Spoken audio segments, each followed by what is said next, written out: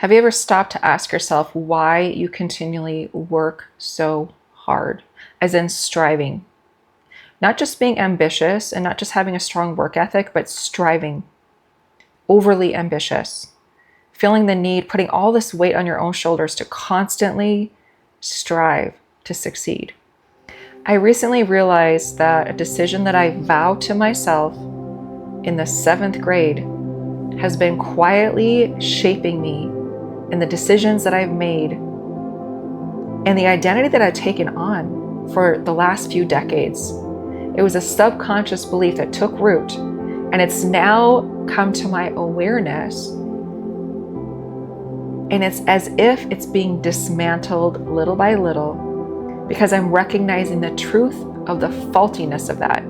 I'm recognizing how faulty it actually was and is. I think that God is gently rewiring the neural pathways in my mind.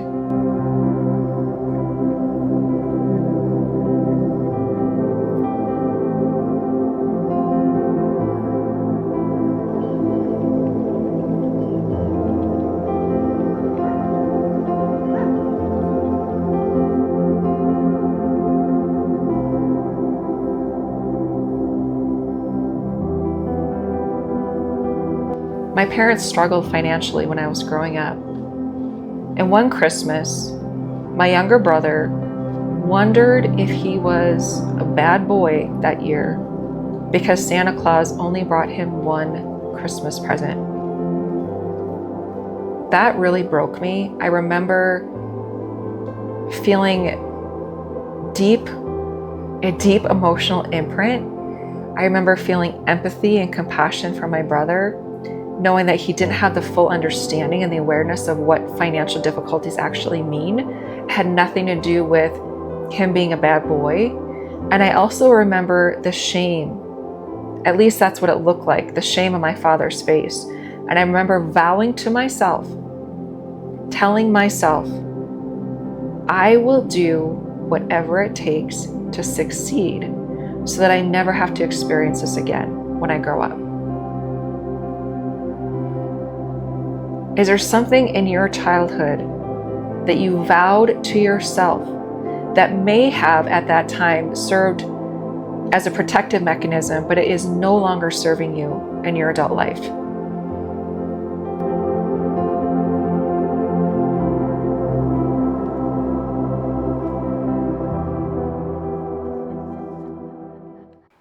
Survival strategies in your childhood can take root and become lifelong strategies in your adult life. Children don't simply experience events, they start to create beliefs. In fact, the vast majority of your beliefs, of my beliefs, are established before age 7. We are sponges when we are young, and we absorb so much of what we're experiencing and what we're perceiving about the world around us.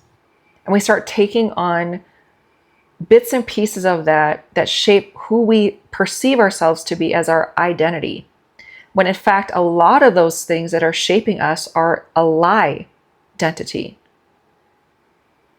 What is your identity versus a lie identity? Examples include, I have to work harder, I have to earn security, I can never fail, I have to take care of everyone. Those beliefs often help us survive, but years later, they can quietly keep running our lives. One of the things that I've been reflecting upon recently is the fact that God may be more interested in who I'm becoming more than what I'm building. I may be more interested in who I'm becoming than what I'm building. A lot of the questions I've been asking, even just very recently, have been, what should I do next? What direction should I go? Is there a specific business plan I should be following? There's nothing wrong with asking those questions, but what I've been noticing as I've been a lot more reflective is thinking about the concept of God's character and abiding, like just simply yearning for those things first, like the taking on the character of God. One of the things that I read this morning is in the book of Galatians, chapter 5, verse, I think it was 22 and 23. It was talking about the fruit of the Spirit. I've heard this so many times, but something was really sinking in more deeply this morning. So you've heard love, joy, peace, patience, kindness, faithfulness, gentleness, and self-control. I sat with each one of those 8 characteristics for a little while this morning, rather than just reading through that list like I just did right now. I sat with each one of those, and it got me thinking that is actually, those things are actually the most important things. When I look out at nature, like right now I'm looking at this big tree in my front yard. That tree is not striving to grow. It never has been striving to grow. It just remains rooted and planted. It's abiding, if you will, right? When I look at, I just saw a bird fly by and I was thinking about the bird. The bird will fly and then it will land. It will eat, it will drink, it will hunt, it will gather, it will sing with joy, but it's not constantly flying. It's not always flying around endlessly, striving. It experiences joy. Yes, it does work, right? It goes and collects the worms in the morning or whatever, or maybe eats at the bird feeder, but it's not endlessly striving.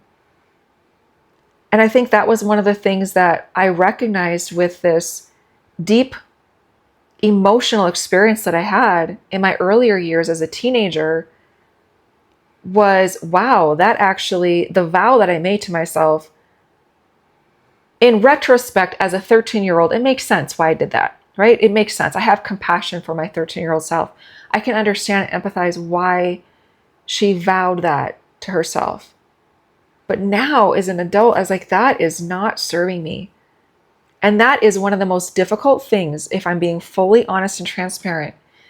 That is one of the most difficult things for me to shake. But I'm realizing that things are being shaken up, and I actually am beginning to start to transform that little by little by thinking through these things, talking these things out, because that is not serving me. I don't want to live the rest of my life striving endlessly, because you know what? It's not actually prevented me from the very thing that I thought it was going to be preventing me from, right? My thought process as a 13-year-old was, if I get my degree, if I get an advanced degree, when I got my degree, then I was like, well, I better get an advanced degree. And then I get my advanced degree and it's like, well, I better get licensed. Then I get licensed. I'm like, I better get certified in this and I better get certified in that and certified in this and certified in that. I mean, if you look at my resume, it is plump full of education and trainings, which part of that is because I'm a curious person. I love learning, right? But there was an underlying current of striving. There's an underlying current of putting all of that weight on my shoulders, saying that I need to perform or else. Success demands my performance, my productivity, or else. If I'm successful, then I will never fail. If I'm successful, then I will never lack. If I'm successful, I will never experience these challenges. That is an absolute lie. The things that will remain through the ups and downs of life are the fruit of the Spirit. Having patience, that's a big one. Having joy, even amidst heartache, that's a big one. How can I cultivate more of those things regardless of what life throws me? I'm being honest with you that I am still sitting with that. There's a lot percolating in my heart, in my mind. I know that it's almost as if I can feel the neural pathway is just untangling the mess of what I've been holding on to for so many years. And I can feel like there's something happening where my brain is branching out into being rooted in more of the truth That is a liberating feeling. Striving versus abiding. Striving, here's what striving sounds like. I'll finally be safe when, versus abiding. My security comes from God. I have to make this happen. I will faithfully take the one next step. Not the next 5 or 10 steps. I'm going to faithfully take the one next step in front of me. Striving. I can't stop. I got to keep going. I got to hustle, hustle, hustle, hustle. Busy, busy, busy. Do, do, do.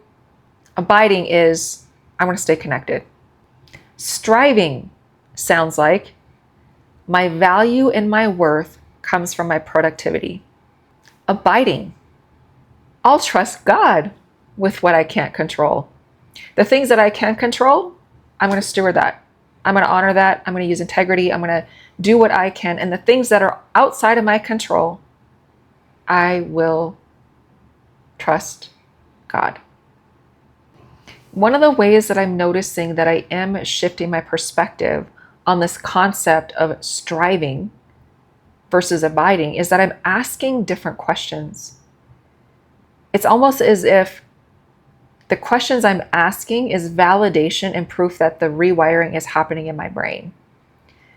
I'm now asking more questions along the lines of, how can I stay peaceful and patient even when things look kind of scary or uncertain?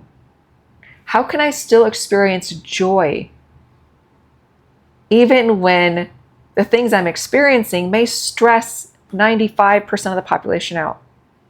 How can I still experience joy in that? How can I cultivate these things that are not visible with our human eyes?